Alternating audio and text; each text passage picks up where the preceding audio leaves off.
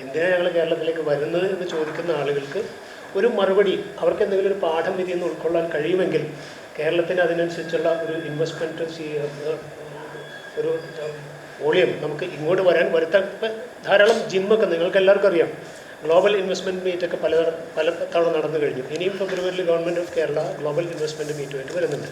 പക്ഷേ അതിനൊക്കെ ഒരു പ്രോത്സാഹനമായിട്ടായിരിക്കണം ഒരുപക്ഷെ ഇത് അവർ കാണുന്നത്. കാരണം പുതിയ ഇൻവെസ്റ്റേഴ്സിന് എങ്ങനെയാണ് ഇപ്പോൾ കേരള നമ്മളൊരു ഈസ് ഓഫ് ഡൂയിങ് ബിസിനസ്സിൽ മുന്നോട്ട് വന്നത്, എന്താണ് പുതിയ പോളിസി, അതിൽ ഞങ്ങൾ പ്രധാന ലക്ഷ്യമാണ് ഈ പുതിയ പോളിസി പരിചയപ്പെടുത്തുക എന്നുള്ളത്. പലർക്കും അറിയില്ല. സാധാരണ നേരത്തെ ഇപ്പോൾ നമ്മൾ കേരളത്തിനെ കുറിച്ചുള്ള ഒരു പ്രയാസം നമ്മൾ പറഞ്ഞത് കേരളത്തിൽ ഇൻഡസ്ട്രീസ് തുടങ്ങാൻ സ്ഥലമില്ല എന്നുള്ളതായിരുന്നു. പക്ഷേ ഇപ്പോൾ പുതിയ പോളിസിയിൽ 10 ഏക്കർ ലാൻഡുള്ള ഒരാൾക്ക് അല്ലെങ്കിൽ ഒരു 30 വർഷത്തേക്ക് ലീസിനെടുത്ത ഒരാൾക്ക് അവിടെ ഇൻഡസ്ട്രിയൽ പാർക്ക് സ്ഥാപിക്കാം. ഇൻഡസ്ട്രിയൽ പാർക്ക് സ്ഥാപിക്കുമ്പോൾ നിങ്ങൾക്കറിയാം, ഈ പാർക്ക് സ്ഥാപിക്കുമ്പോൾ ഒരുപാട് ആനുകൂല്യങ്ങൾ ഇൻഡസ്ട്രിയൽ പാർക്കിൽ തുടങ്ങുന്ന വ്യവസായ സംരംഭങ്ങൾക്ക് ലഭിക്കും. അതിൽ ടാക്സ് ഹോളിഡേ ആണെങ്കിലും അല്ലെങ്കിൽ പല ലൈസൻസിൻ്റെ ഇളവുകളാണെങ്കിലും ഈ 10 ഏക്കർ ലാൻഡ് ഉണ്ടെങ്കിൽ അവിടെ 2-3 ഇൻഡസ്ട്രിയോ ഒരു ഇൻഡസ്ട്രിയോ തുടങ്ങുകയാണെങ്കിൽ പോലും ഇൻഡസ്ട്രിയൽ പാർക്കിൻ്റെ എല്ലാ ആനുകൂല്യങ്ങളും അതിൽ ലഭിക്കുന്നതാണ്. ഇത്തരം കാര്യങ്ങൾ പൊതുവെ നമ്മൾ ഇൻവെസ്റ്റേഴ്സിൻ്റെ ഇടയിൽ നല്ലൊരു ബോധം വന്നിട്ടില്ല. ഞങ്ങൾ ഗൾഫിലും UAE പക്ഷേ ലൈജു നേരത്തെ ഗൾഫിലും അവിടെ ഞങ്ങൾ ഇതേപോലെ ഇൻഡസ്ട്രിയൽ പോളിസിയെക്കുറിച്ച് നല്ലൊരു ക്ലാസ് നടത്തിയിരുന്നു. പ്രിൻസിപ്പൽ സെക്രട്ടറി തന്നെയായിരുന്നു. പക്ഷേ അതിനുശേഷം ഒരുപാട് enquiries, especially mainly on this ഈ ലാൻഡ് ബാങ്കിനെ കുറിച്ച് കാരണം NRIs നമുക്കറിയാം, ഈ 10 ഏക്കറും 25 ഏക്കറും ഒക്കെ ഉള്ള NRIs ധാരാളമുണ്ട്. അവർക്ക് ഈ ഭൂമി എങ്ങനെയാണ് ഒരു ഫലപ്രദമായി ഉപയോഗിക്കുന്നതെന്ന് പോലും അറിയില്ല. പ്രത്യേകിച്ച് ഇപ്പോൾ റിയൽ എസ്റ്റേറ്റ് വാല്യൂ താഴ്ന്നുകൊണ്ടിരിക്കുന്ന ഒരു അവസരത്തിൽ. അപ്പോൾ ഇപ്പോൾ അതിനൊക്കെയുള്ള ബൂസ്റ്റാണ് ആക്ച്വലി പുതിയ ഇൻഡസ്ട്രിയൽ പോളിസി. പക്ഷേ ഇത് people should know that and we should take. Government എന്തായാലും പോളിസി ഉണ്ടാക്കും, പക്ഷേ അതിനപ്പുറത്തേക്കൊന്നും കാണുന്നില്ല. അതുകൊണ്ട് we have taken an initiative to publicise this among the aspiring industrialist. ഒരു പോയിന്റ് എനിക്ക് പറയാനുള്ളത്, ഇതൊരു നോൺ പ്രോഫിറ്റബിൾ ഓർഗനൈസേഷനാണ്. രജിസ്റ്റർ ഓഫ് കമ്പനീസിൻ്റെ കമ്പനി ആക്ട് അനുസരിച്ചിട്ട് സെക്ഷൻ 8 കമ്പനിയാണ്. ഇതൊരു നോൺ പ്രോഫിറ്റബിൾ ഓർഗനൈസേഷനാണ്. ഇതിൽ ഗവൺമെൻറ് മൈക്കൊന്ന് കൊടുക്കാം. അവിടെ ഓൺ ചെയ്തിട്ട് കൊടുക്കാം.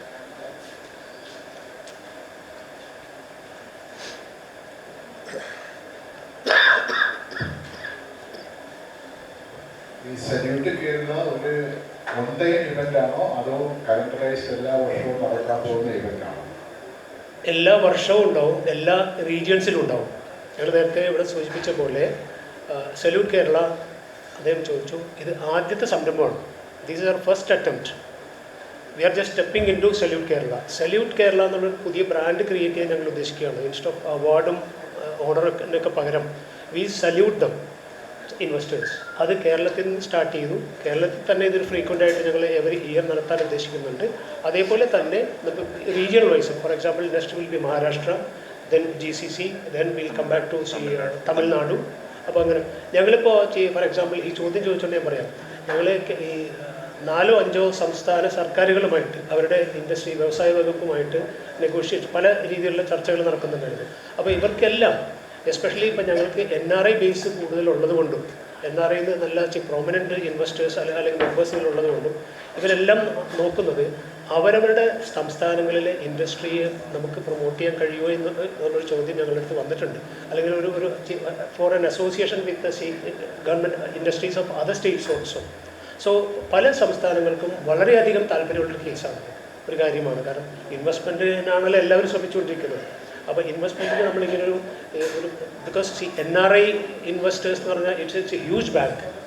നിങ്ങൾക്കറിയാതെ 10 ലക്ഷം മുതൽ 50 കോടി അല്ലെങ്കിൽ 100 കോടി രൂപ വരെയുള്ള ആയിരക്കണക്കിന് ആളുകൾ അവൈലബിൾ ആണ്. പക്ഷേ ഇവർക്കൊന്നും എവിടെ ഇത് ഇൻവെസ്റ്റ് ചെയ്യണം എന്നുള്ള, അല്ലെങ്കിൽ ഏതാണ് ഒരു വിശ്വാസയോഗ്യമായ ഇൻവെസ്റ്റ്മെൻറ്റോ അതിൻ്റെ പൊട്ടൻഷ്യൽ, അതിൻ്റെ ഡയറക്ടേഴ്സ്, ഒരു കമ്പനിയാണെങ്കിൽ അതിൻ്റെ പിന്നിൽ ആരൊക്കെ വർക്ക് ചെയ്യുന്നു, ഇത്തരം കാര്യങ്ങൾ നമ്മൾ വളരെ വ്യക്തമാക്കി പ്രൊമോട്ട് ചെയ്യാൻ കഴിഞ്ഞാൽ തീർച്ചയായും ധാരാളം ഇൻവെസ്റ്റ്മെൻറ്റ് കേരളത്തിലേക്ക്, പ്രത്യേകിച്ചും ഇന്ത്യയിൽ, കാരണം കേരളത്തിൽ നിന്നാണല്ലോ കൂടുതൽ NRIs ഉള്ളത്, ഇന്ത്യയിലേക്കും ഒഴുകി വരുമെന്നുള്ള കാര്യത്തിൽ ഞങ്ങൾക്ക് യാതൊരു സംശയവുമില്ല. ഇത്ര നാളത്തെ ഈ ഫീൽഡിലുള്ള ഒരു പ്രവർത്തന പരിചയമില്ല. അതുപോലെ ഈ സിക്ക് ഇൻഡസ്ട്രി റിവൈവൽ സ്കീം പറഞ്ഞല്ലോ, അതിനെക്കുറിച്ചിട്ട് സ്പെസിഫിക് ആയിട്ടുള്ള ഡീറ്റെയിൽസ് കുറച്ച് പറയാം. ഫോർ ഇൻസ്റ്റൻസ് നിങ്ങൾ എത്ര പേരെ ഷോർട്ട് ലിസ്റ്റ് ചെയ്തിട്ടുണ്ട്, അങ്ങനെ എന്തെങ്കിലും ഡീറ്റെയിൽസ് വർക്കൗട്ട് ചെയ്തിട്ടുണ്ട്?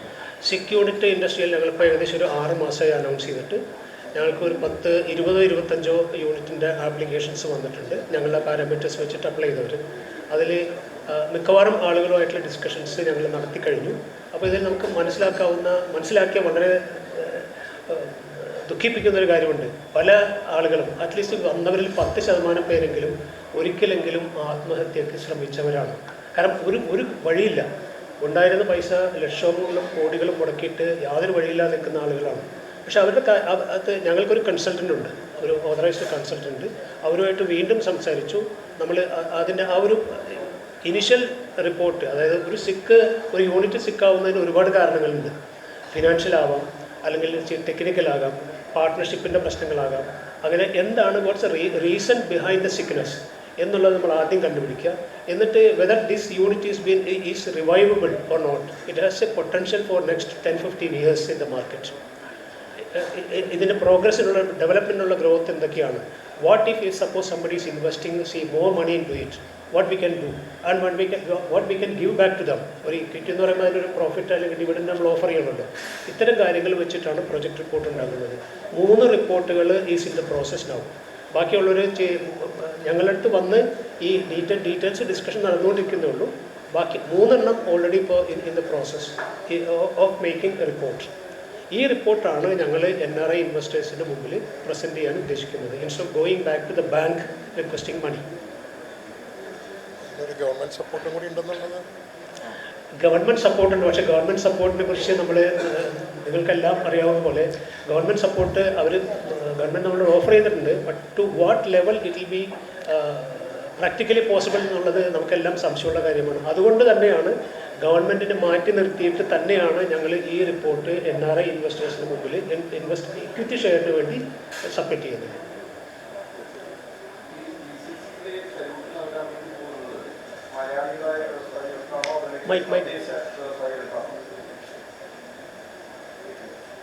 ചോദ്യം കേട്ടില്ല.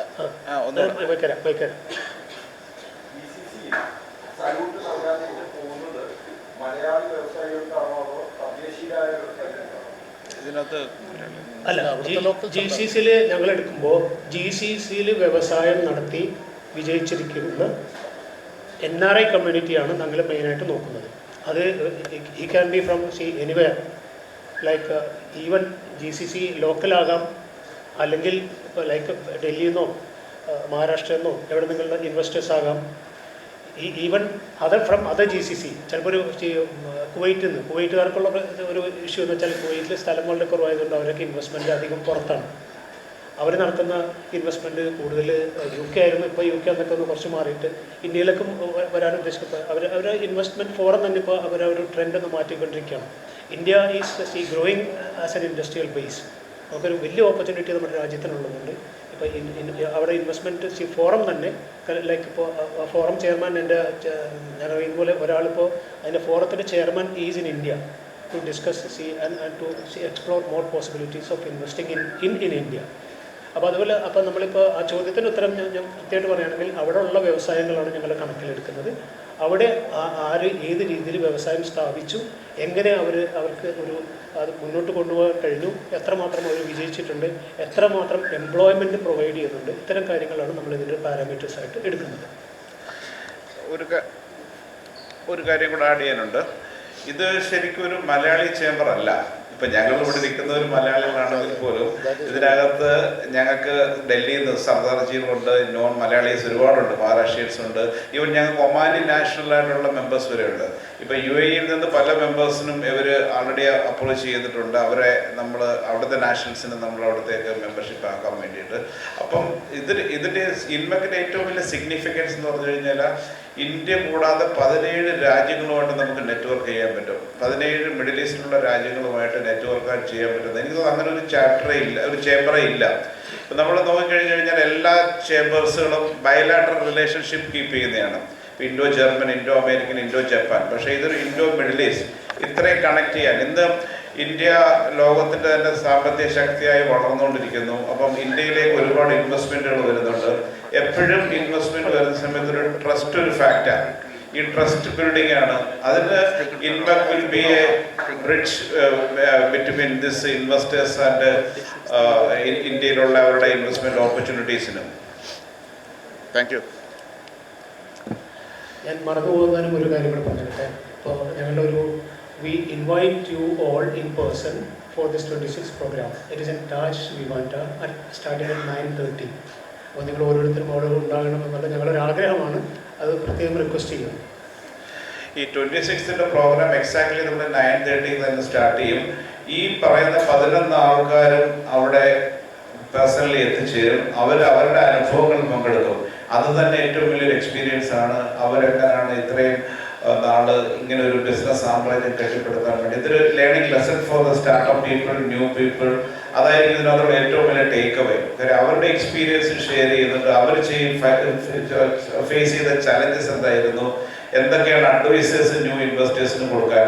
ഇങ്ങനെ ഒരു പ്ലാറ്റ്ഫോം ഒറ്റയ്ക്ക് ഈ 11 സ്റ്റാർ വാർഡ്സിനെ, ബിസിനസ് സ്റ്റാർ വാർഡ്സിനെ കൊണ്ട് നമുക്ക് കേരളത്തിൽ എനിക്ക് തോന്നുന്നില്ല അങ്ങനെ ഒരു സംരംഭം ഇതുവരെ ഉണ്ടായിട്ടുണ്ടെന്ന് തോന്നുന്നു.